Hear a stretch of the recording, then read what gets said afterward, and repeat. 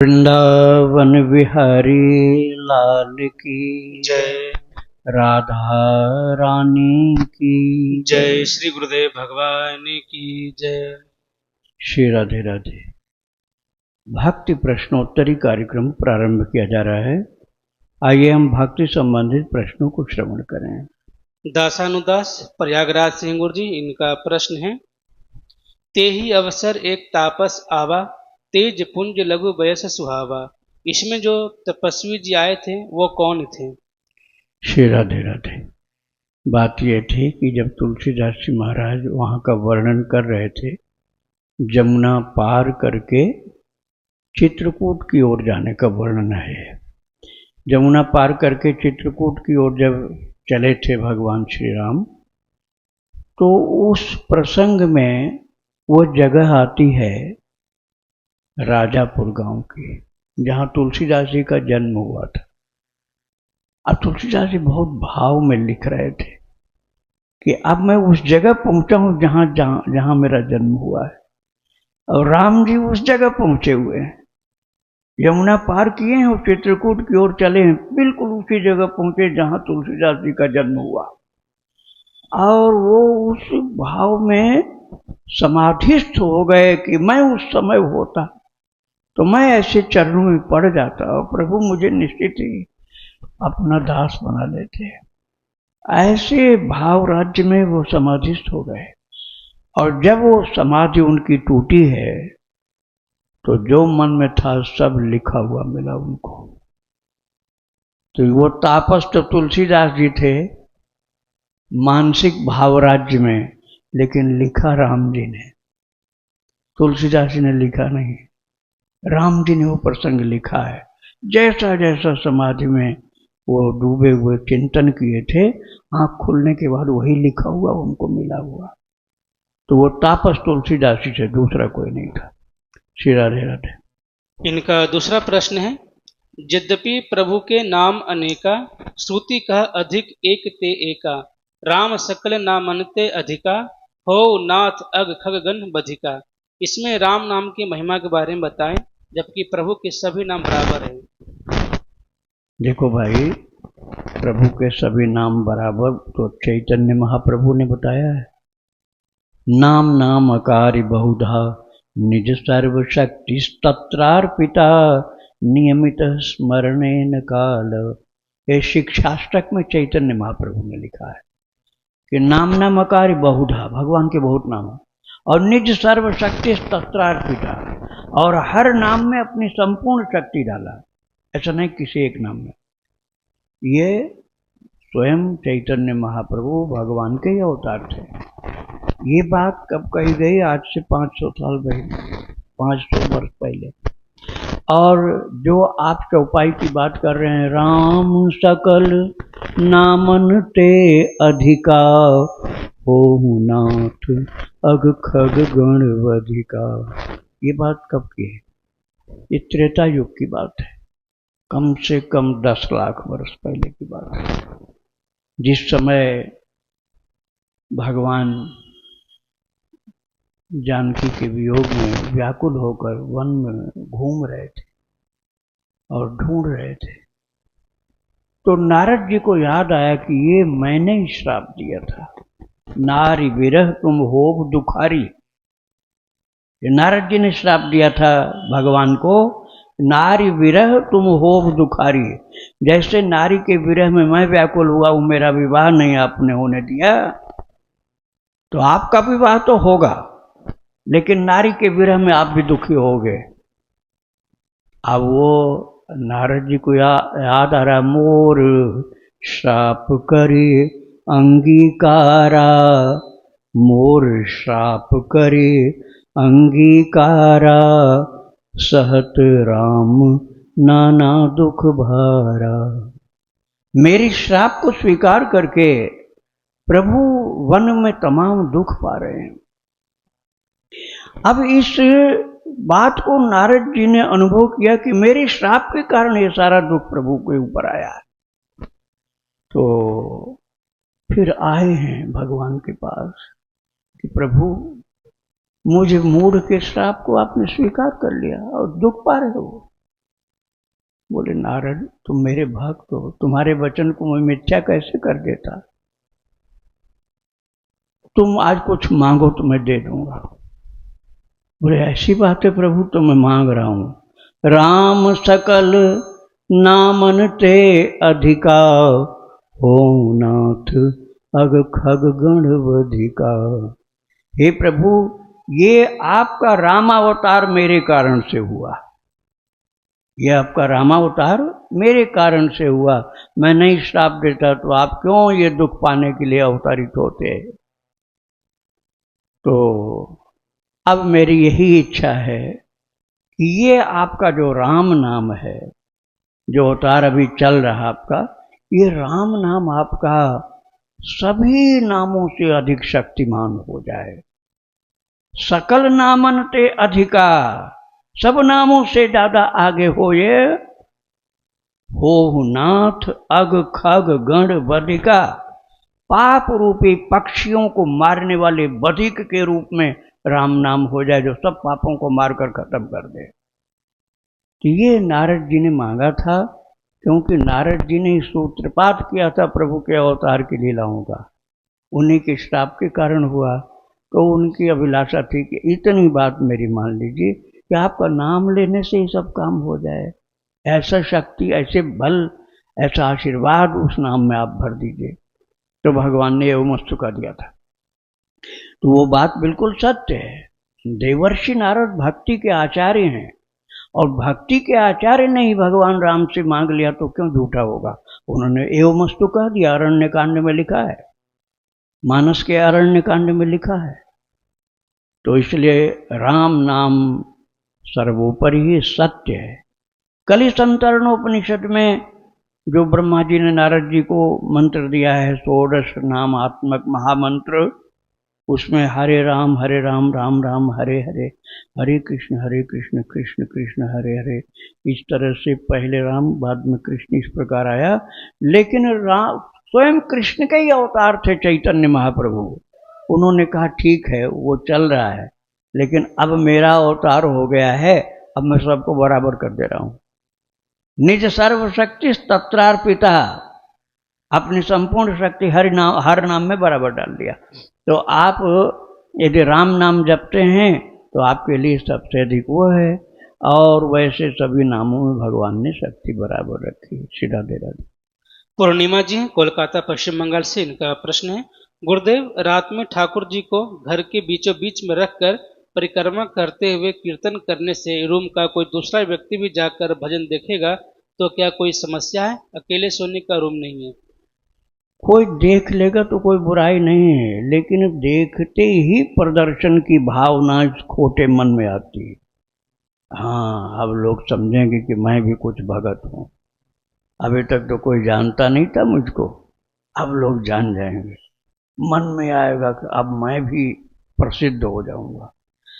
इसलिए उसको दरवाजा बंद करके अकेले में करो तो पारमार्थिक लाभ होगा, और सबको दिखा के करोगे तो लौकिक लाभ होगा, पारमार्थिक नहीं होगा। इसलिए हमने कहा था गुप्त कर रखना, इसको रात में करना, किसी को बताना नहीं। श्री राधे राधे। इनका दूसरा प्रश्न है, गुरुदेव आपकी दया से 8 लाख श्री राम नाम लिखी हूँ, जिससे मेरे विवाह हुआ है। वह बहुत अत्याचार करता है मुझ पर, भक्ति करने में भी बहुत बाधा करता है, अपना ही बुरा कर्म समझकर सब सहन करती हूँ। कृपया श्री वृंदावन धाम 1 दिसंबर से पहले ही आना हो रहा है, तो गुरुजी आप मेरी दीक्षा कर देंगे। मैं जहाँ रहती हूँ सब संसारी प्रेमी लोग हैं, भगवान प्रेमी कोई नहीं है। दीक्षा का जब तिथि दीक्षा तिथि पर मैं आ नहीं पाऊंगी, तो क्या पहले आने से दीक्षा हो जाएगी? दीक्षा तिथि 1 दिसंबर को गीता जयंती है। आपने 8 लाख राम नाम लिखा है तो यह 4 लाख युगल नाम आपका हो गया, जबकि 1 लाख युगल नाम पर ही दीक्षा हो जाती है। तो आपको दीक्षा हो जाएगी। आप भक्त चरितावली डेली सुनती रहो, और दीक्षा के बाद आप जप करना नहीं बंद करोगे, चरितावली सुनना नहीं बंद करोगे, ये ध्यान रखना। कोई खान पान में अशुद्धि नहीं होनी चाहिए। एकादशी व्रत करने की पूरी कोशिश करना है, यदि बीमारी कोई नहीं है तो करना चाहिए। और जीवन को बहुत भक्तिमय बनाना है। दीक्षा आपकी हो जाएगी, निश्चिंत रहो, लेकिन पहले आप तय कर लेना आपको आना कब है। कोई अच्छे शुभ दिन आना। यदि गीता जयंती को आप नहीं आ सकते हैं तो कोई एकादशी को या कोई दूसरे पर्व को आना। श्री राधे राधे। इनका आखिरी प्रश्न है, गुरुजी, कोई औरत भक्ति भजन को परम सुख मानती हो और नकली पति से संभोग नहीं करना चाहती हो और बता दियो कि आप जिसको पसंद करते हैं अपना आप दूसरा विवाह कर लो, तो संभोग नहीं करने से औरत को पाप लगेगा। अगर औरत के करने से दुख होता है और रिश्ता में भी घृणा और नफरत के सिवाय कुछ ना हो तो पाप लगेगा। यदि वैराग्य किसी को हो गया और वो अपने पति को ये कहे, जैसा आपने कहा कि आप दूसरा विवाह कर लो, तो पाप नहीं लगेगा। आप उनको विवाह न करने दो और आप भी उनकी बात न मानो, तब परेशानी। और आपने उनका विवाह दूसरा करवा दिया, अब आपको कोई पाप नहीं लगेगा, क्योंकि उसकी पत्नी तो दूसरी हो गई। तो इस विषय में आप पहले अपने को मजबूत करो, अपने दिल को मजबूत करो, सच्ची भक्ति बढ़ाओ खूब, भगवान आपकी सहायता करेंगे तो सब कुछ हो जाएगा। श्री राधे राधे। मनमोहन शर्मा जी सिकोहाबाद फिरोजाबाद से इनका प्रश्न है, मंगलवार का व्रत बहुत वर्षों से करते रहे हैं और अच्छी तरह से रखा जाए, कोई विशेष तरीका विधि निषेध का ध्यान रखना चाहिए, जो श्रेष्ठ विधि हो कृपया मार्गदर्शन करें। विधि यही है कि आप फलाहार कर लो, दुग्धाहार कर लो, अन्न का आहार नहीं करो। हनुमान जी को गुड़ चना का भोग लगवा दो या बेसन का शुद्ध लड्डू मिल जाए वो भोग लगवाओ। अखंड हरिनाम कीर्तन बन जाए तो 24 घंटे करो। नहीं हो सकता है तो खूब नाम जप करो, किसी से बात मत करो, नाम जप के अलावा कुछ बोलो नहीं, तो आपका मंगलवार का व्रत सार्थक हो जाएगा। श्री राधे राधे। इनका दूसरा प्रश्न है, क्या मंगलवार का व्रत का उद्यापन करना चाहिए और इसकी विधि क्या है। उद्यापन की विधि यही है कि उस दिन अखंड हरिनाम कीर्तन 24 घंटे कर लेना और हनुमान जी का श्रृंगार कर देना। हनुमान जी का यदि आप पूजन करते हैं तो, नहीं तो भगवान का श्रृंगार करके खूब भंडारा करो, सात्विक चीजें होनी चाहिए और खूब प्रसाद वितरण करो। आपके पास जैसा सामर्थ्य हो उतना जरूर करो, तो उद्यापन हो गया। श्री राधे राधे। इनका आखिरी प्रश्न है, एक साधक की आदर्श दिनचर्या कैसी और क्या होनी चाहिए। साधक जो उच्च कोटि का होता है उसके लिए भगवान ही सब कुछ होते हैं, भगवान के अलावा कोई अपना नहीं है, इस बात को वो समझ लेता है। और जब तक नहीं समझा है तब तक साधक कच्चा है। भगवान के अलावा दूसरा कोई है ही नहीं अपना। भगवान की तरफ जोड़ने वाले गुरुदेव तो अपने हैं, लेकिन उनके अलावा भगवान की तरफ बाधा डालने वाला तो बिल्कुल अपना नहीं, चाहे कितना ही सगा संबंधी है। जाके प्रिय न राम वै देहि, तजिए ताहि कोटि वैरी सम, यद्यपि परम स्नेही। कितना ही सगा रिश्तेदार हो, यदि भगवान की भक्ति में बाधा डाल रहा तो अपना नहीं है, ऐसा मन से अच्छी तरह से समझ लो। और भक्ति में सहयोगी है तो भगवान के कारण वो अपना है। इस बात को समझ करके प्रभु से प्रेम करो, और प्रभु से प्रेम करना ही सर्वोपरि धर्म है। बस आप केवल भगवत विरोधियों से दूर रहो, ठाकुर जी पर अपनी श्रद्धा भक्ति पक्की रखो, उनके भक्तों का चरित्र सुनो, भगवान के ऊपर भरोसा करो और यह मान करके सच्चाई से मान लो कि वो हमारी रक्षा करते हैं, वही हमारी रक्षा करेंगे, इसलिए हमको और किसी पुरुष के सहारे की जरूरत नहीं है, तो आपका विश्वास बढ़ता जाएगा। श्री राधे राधे। ममता जी हैं झांसी से, इनका प्रश्न है, युगल सरकार की घर में प्राण प्रतिष्ठा कैसे करते हैं और भगवान को किस चीज का भोग नहीं लगाते हैं। युगल सरकार की प्राण प्रतिष्ठा छोटा स्वरूप हो, जैसे 10-12 इंच तक के, और छोटे भी हो सकते हैं, बड़े नहीं हो सकते हैं, तो आप घर में आराम से कर लोगे। मान लो आपके पास बड़े स्वरूप हैं तो कम से कम एक व्यक्ति को उनके पुजारी के रूप में नियुक्त रहना पड़ेगा। यदि घर में आप बड़े स्वरूप स्थापित करते हो तो ये नहीं हो सकता है कि आप छोड़ करके वो घूम रहे हो तीर्थों में, ये नहीं चलेगा। फिर एक व्यक्ति को पुजारी के रूप में वहाँ रहना पड़ेगा। हाँ, आपको घंटा 2 घंटा के लिए जाना हो तो अलग बात है, लेकिन 1-2 दिन के लिए नहीं जा सकते हो। और सरलता ये है कि छोटे स्वरूप रखो, तो आपको जहाँ जाना हो उनको लेके जाओ अपने साथ, तो कोई बाधा नहीं होगी। श्री राधे राधे। इनका दूसरा प्रश्न है, महाराज जी पहले मुझे स्वप्न आते थे, वो मुझे याद रहते थे और वे सही भी होते थे, लेकिन अब सपने सुबह होते ही कुछ याद नहीं रहता। ऐसा तब होता है, एक बार मैं बीमार हो गई थी तो किसी ने मुझे फोन से कुछ किया था, तब से ही ऐसा हो रहा है। किसी ने मुझसे कहा कि उन्होंने सपने बांध दिया है, इसलिए ऐसा हो रहा है। क्या यह सही है? ऐसा होता है? कृपया बताने, कृपा करें। आप किसी का सपना बांध के दिखाओ तो हम मान लेंगे सही होता है। किसी का सपना आप नहीं बांध सकते, दूसरा कौन आपका सपना बांध लेगा? अरे अपनी भक्ति में कमी थोड़ी आ जाती जब हम दूसरे को बताने लग जाते हैं। आपने अपनी उपलब्धियों को, स्वप्न में प्राप्त दर्शन को किसी को बताया तो बस वहीं पर ब्लॉक हो जाता है, वहीं अवरोध उत्पन्न हो जाता है, फिर आगे की प्रगति रुक जाती है। बहुत गुप्त धन है, भगवान की चीज को तो हल्का मान लिया आपने ना। स्वप्न में दर्शन, ध्यान में दर्शन, ये भी प्रत्यक्ष दर्शन के ही समकक्ष होते हैं। और इससे ऊपर है प्रत्यक्ष दर्शन, लेकिन वो सबके लिए उपयुक्त नहीं होता, बेहोश हो जाता है व्यक्ति, मूर्छित हो जाता है या प्राणांत हो जाता है। और इससे ऊपर होता है सर्वत्र भगवत दर्शन। तो आपको स्वप्न में जो दर्शन होता था वो बहुत बड़ी उपलब्धि थी, लेकिन आपने किसी को बता दिया इसलिए रुक गया वो। भगवान से क्षमा मांगो, प्रार्थना करो, फिर यह लाभ होने लग जाए तो फिर किसी को बताना नहीं। श्री राधे राधे। इनका अगला प्रश्न है, महाराज जी मैं रामानंदी संप्रदाय से दीक्षित हूँ, लेकिन मैं राधा कृष्ण की पूजा करती हूँ, यह मैं गलती तो नहीं कर रही हूँ? बिल्कुल गलती नहीं कर रहे हैं आप, क्योंकि मीरा जी भी रामानंदी भक्त थी। उनके गुरुदेव जो थे रैदास जी थे, और रैदास जी शिष्य थे रामानंद भगवान के। रामानंद जी के शिष्य रैदास और रैदास जी की शिष्य मीराबाई, तो रामानंदी हो गई मीरा जी। और उन्होंने भक्ति किसकी किया था? मेरे तो गिरधर गोपाल दूसरों न कोई, जाके सिर मोर मुकुट मेरो पति सोई। मीरा जी तो रामानंदी थी, साक्षात भगवान रामानंद की नाती शिष्या थी, शिष्य की शिष्या।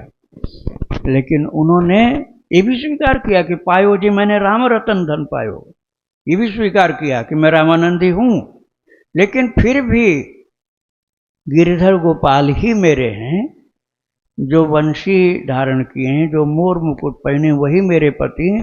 इस बात को वो साफ कह करके घोषित कर देती हैं कि मैं कृष्ण प्रिया हूं।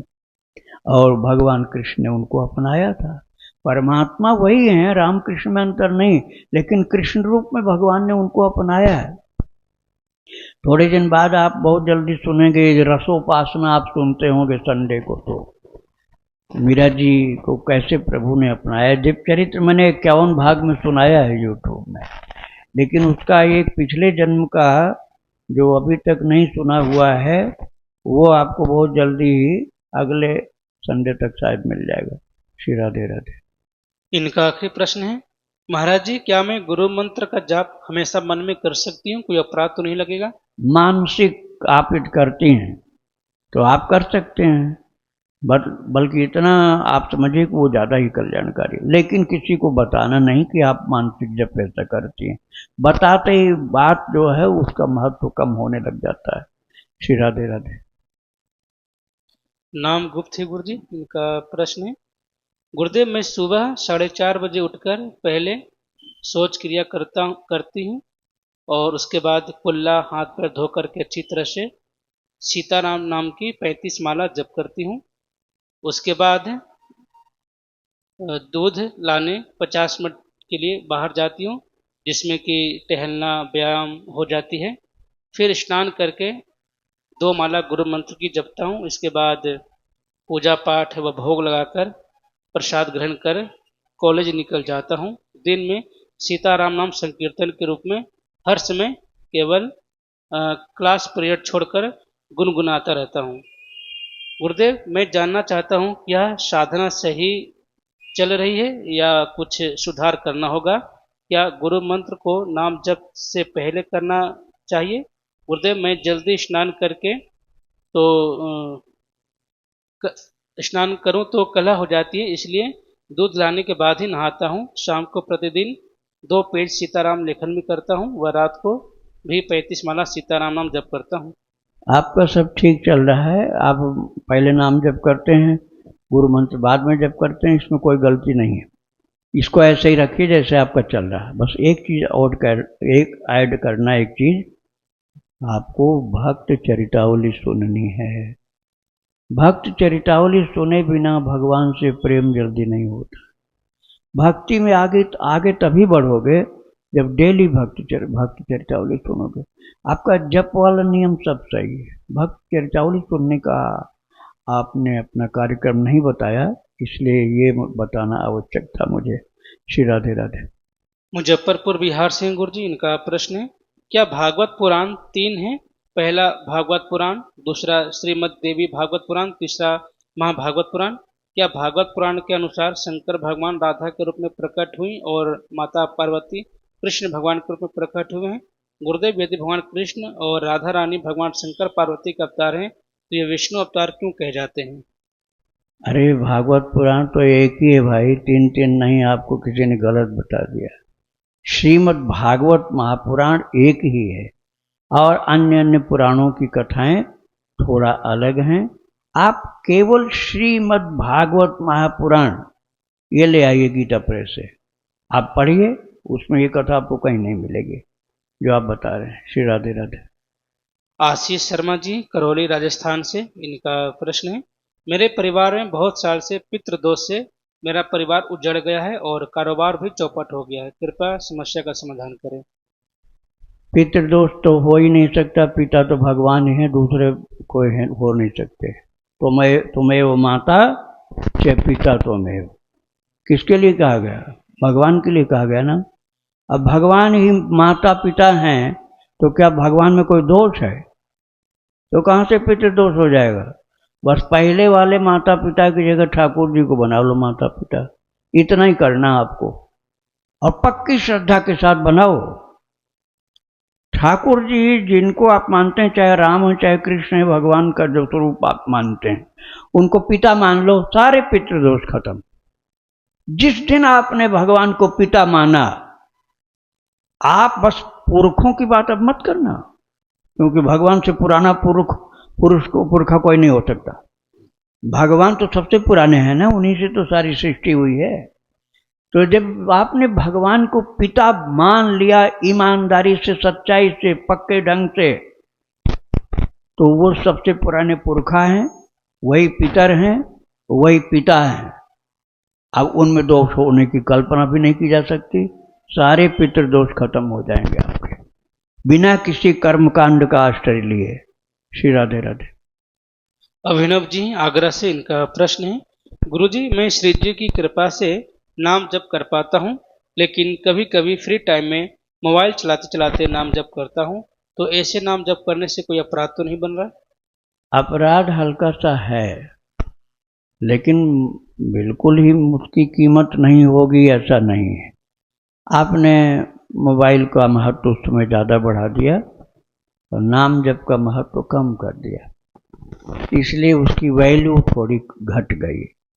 अब जैसे आपने किया 100 माला, अब 100 माला वाला आपको लाभ नहीं मिलेगा, कम मिलेगा। तो उस समय या तो आप माला रख दीजिए, मोबाइल वाला जरूरी काम आ गया तो माला रख दीजिए, फिर आप जप की काउंटिंग नहीं करिए, नहीं तो बेईमानी हो जाएगी। आप देख रहे हो मोबाइल में जो आया है और फिर जप कर रहे हो, तो वो काउंटिंग गलत हो जाएगी। आप भक्त चरितावली सुनते समय स्लो स्पीड से जप करें तो वो काउंटिंग मानी जाए। जल्दी जल्दी जल्दी जल्दी करोगे तो या तो भक्त चरितावली नहीं सुन पाओगे, या तुम्हारा नाम जप शुद्ध ढंग से नहीं हो पाएगा। बहुत स्लो स्पीड से करोगे, धीरे धीरे धीरे, तो आपकी जब संख्या भी ठीक रहेगी और भगवान के भक्तों का चरित्र भी सुन लोगे। तो ये बहुत मन लगा के सावधानी से करना पड़ता है। श्री राधे राधे। जैसे ये रील चलती हैं आपकी कथा की, तो वो देखते हुए अगर माला कर रहे हैं तब भी हमें अपराध लगेगा? कथा के दृश्य को, हाँ कथा के दृश्य को मन के नयनों से देखते हुए, हाँ यही बात ना? ना। हाँ जैसे रील में आपकी कथा, आप जैसे प्रश्नोत्तरी कर रहे हैं अच्छा, या कुछ कथा सुना हाँ रहे हैं, तो हाँ फोन को समझ गए हाँ बात। हाँ, अब जैसे ये प्रश्नोत्तरी सत्संग चल रहा है या कोई उत्सव का प्रवचन चल रहा है, उसको सुनते समय जप करने की बात है ना, तो आप उस समय जप को आराम से करो, जल्दी जल्दी मत करो। और उस श्रवण को, जो आपको श्रवणीय है इस समय, उसको श्रवण को सावधानी पूर्वक करते रहो।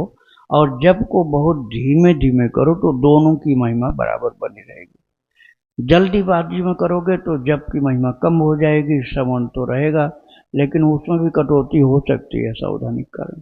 राधे राधे। गुरुजी, मैं कृष्ण महामंत्र की 64 माला करता हूँ डेली। हाँ हरे कृष्ण महामंत्र। हाँ बिल्कुल, तो 1 लाख 2 घंटे में हो जाती है, तो क्या गलत हो रहा है क्या? हाँ, कुछ गड़बड़ हो रहा है आपका। बोल के नहीं, मन में करता हूँ। 64 माला में कम से कम 4 घंटा लगता है। 64 माला का मतलब होता है 1 लाख नाम जप। 1 लाख नाम जप, हरे राम, यही जो 16 नाम है ना? हरे कृष्ण। हाँ, यही 16 नाम वाला ना। हाँ, तो ये 64 माला 1 लाख नाम में हो गया। किंतु इसमें 4 घंटे से कम लगाने पर जप में गड़बड़ी हो जाएगी। आप इतनी जल्दी मत करिए। हरे राम राम राम हरे हरे, हरे कृष्ण कृष्ण कृष्ण हरे हरे, इतना करेंगे तो 4.5 घंटा लगेगा। अब इसको मानसिक करेंगे तो 4 घंटा में हो जाएगा, लेकिन इससे कम में होने पर फिर जप जो है शुद्ध नहीं हो सकता है। इसलिए थोड़ा आराम से करो। हरे राम राम राम हरे हरे, हरे कृष्ण कृष्ण कृष्ण हरे हरे। तो ये 4.5-5 घंटा के बीच में होगा आपका। 2 घंटा में होना शुद्ध जप नहीं हो सकता है। श्री राधे राधे। गुरु मंत्र का पुष्चरण महाराज कैसे? देखो, हाँ दो इनको दो। पुरस्चरण या अनुष्ठान ये मत करो, ये सकाम होता है। पुरस्चरण और अनुष्ठान जो होते हैं सकाम होते हैं, उसमें संकल्प लिया जाता है कि हमें इतना जप करने का पुरस्चरण करना। अब वो संकल्प तो आपने ले लिया, चलो भाव आपका था, आपने ले लिया, लेकिन क्या पता है कि हम कितना दिन जिंदा रहेंगे? नहीं पता ना, इसलिए ये अधिकार नहीं होता है। हमने अनुष्ठान या पुरस्चरण के लिए संकल्प ले लिया और उसके पहले विदाई हो गई, हम किसी व्यक्ति विशेष के लिए नहीं करें, सभी के लिए करें, तो फिर वह अधूरा रह जाएगा। तो इसलिए निष्काम जप करो, निष्काम जप करो, बिना पुरस्चरण बिना अनुष्ठान के रात दिन जप करो। जहां ठाकुर जी ब्रेक लगा देंगे वहीं पूर्ण हो गया। राधे राधे। राधे राधे गुरुदेव। राधे राधे। वो जब सुंदरकांड में एक चौपाई है जिसमें हनुमान जी जब माता का जब खोज करने जाते हैं, उस समय जो एक उनको जब प्यास लगती है तो वो सरोवर ढूंढते हैं, तो उनको सरोवर तो दिखता है जरूर है वहां पर, तो उनको वहां बहुत आनंद प्रतीत होता है। तो वहां एक भक्तिन रहती है, तो फिर वो उनको मार्गदर्शन देती है। आप मेरे ज्यादा जानेंगे, मैं थोड़ी अधूरी हूँ। तो क्या आप पूछना चाहती थी? वो कौन थी? हाँ बस ठीक। वो बात ये थी ना कि समय बीता जा रहा था और जो वीर गए थे वानर योद्धा, उन लोगों को लक्ष्य की प्राप्ति नहीं हो रही थी और भूख प्यास से परेशान थे। तो एक गुफा से चिड़िया निकल रही थी, इसलिए उसमें सब प्रवेश कर गए। अब प्रवेश करने के बाद निकलने का रास्ता नहीं मिल रहा था, वो परेशान थे। तो लोगों ने समझ लिया अब हमारी मौत इसी में हो जाएगी, क्योंकि निकल तो पा नहीं रहे। तो उस देवी ने कहा निकल नहीं सकते हो, फल दिया, कुछ दिव्य दिव्य फल खाने के लिए, उन लोगों ने खा लिया। बोले निकल नहीं पाओगे। फिर माता हम कैसे अपना काम करेंगे? बोले आंख बंद करो, आंख बंद करो तब निकलोगे। और आंख बंद करवाया सबसे, और उसके बाद बोल दिया कि जब मैं बोलूं तो आंख खोल देना। तो माता ने कहा आंख खोलो, तो नयन मोदि पुनि देखहि वीरा, ठारे सकल सिंधु के तीरा। याद आया चौपाई है ना वहां? तो उस समय सबने आंख बंद किया था और जब आवाज आई कि आंख खोलो, तो आंख खोला तो फिर कहां थे? गुफा में नहीं थे। नयन मोदि पुनि देखहि वीरा, ठाढ़े सकल सिंधु के तीरा। सबको एक बार में एक साथ पहुंचा दिया। उस माता ने सबको एक साथ पहुंचा दिया था। वो पिछले जन्म की एक अप्सरा थी, मुनि के श्राप से फिर स्त्री हो गई थी। उनका नाम था स्वयं प्रभा। उनका नाम था स्वयं प्रभा। वही तपस्विनी वहां तप कर रही थी और ब्रह्मा ने कहा था, जब सीता की खोज करने वाले तुम्हारी गुफा में आएंगे और उनको तुम रास्ता बता दोगी, तब तुमको भगवान का दर्शन प्राप्त हो जाएगा। उसी के बाद वो माता को राम जी का दर्शन प्राप्त हो जाएगा। श्री राधे। और भी कोई? हाँ ठीक है, आ जाओ बेटा, आ जाओ। स्वयं प्रभा नाम था उनका, फिर यूट्यूब में आप सुन लेना। राधे राधे गुरुजी। हाँ जैसे बेटा। कि ना बृहस्पतिवार को सर नहीं धोते हैं। आप मुंह हाँ। में लगाओ माइक। बृहस्पतिवार को ना सर नहीं धोते हैं। अच्छा। पर जैसे पीरियड्स का 5वां दिन होता है तो मैं बृहस्पतिवार को सर धो के फिर अपने लड्डू गोपाल की सेवा करने लग जाती हूँ। फिर मैं बृहस्पतिवार नहीं मानती हूँ, तो मैं सही करती हूँ? आप माइक अब रख दो। देखो, आप भगवान की भक्त हो ऐसा मानो, पहले लड्डू गोपाल से मतलब रखो, और इन दिनों से सर धोने से इनसे इन झंझटों मत पड़ो। लड्डू गोपाल ही तुम्हारे लक्ष्य हैं, ध्येय हैं, टारगेट हैं। उनसे प्रेम करना यही तुम्हारे जीवन का उद्देश्य है। अब कर्मकांडियों की बात खत्म करो कि किस दिन धोना सर, किस दिन नहीं धोना है। ठीक है, रोज धो तुम। जो कृष्ण को अच्छा लगा वही करो, उसकी चिंता मत करो। अरे तुम जैसे तुम्हें अच्छा लगा वैसे अपने लाला को खिलाओ तुम। जैसे खाना बनाया और छूती तो हूँ नहीं मैं, हाँ। बस नीचे रख देती हूँ, कहती हूँ आगे पालो अपने आप, देख लो। भाव आपका वात्सल्य भाव है। हाँ, वात्सल्य। अरे तो कोई दोष नहीं, गोद में बैठा के खिलाओ। छोटा बच्चा 1-2 साल का माँ का हो तो माँ क्या उसके लिए खिला नहीं सकती? राधा रानी का जैसे वात्सल्य भाव है, तो राधा रानी को मैं अपनी बहू के रूप में चलो ठीक है, बस अब दे दो इनको। देखो, वात्सल्य भाव में ये कोई छुआछूत का विचार नहीं होता है। बड़े स्वरूप के लिए होता है, बच्चे के लिए सब छूट होती है। ठीक है, राधे राधे। वृंदावन बिहारी लाल की जय। राधा रानी की जय। श्री गुरुदेव भगवान की। श्री राधे।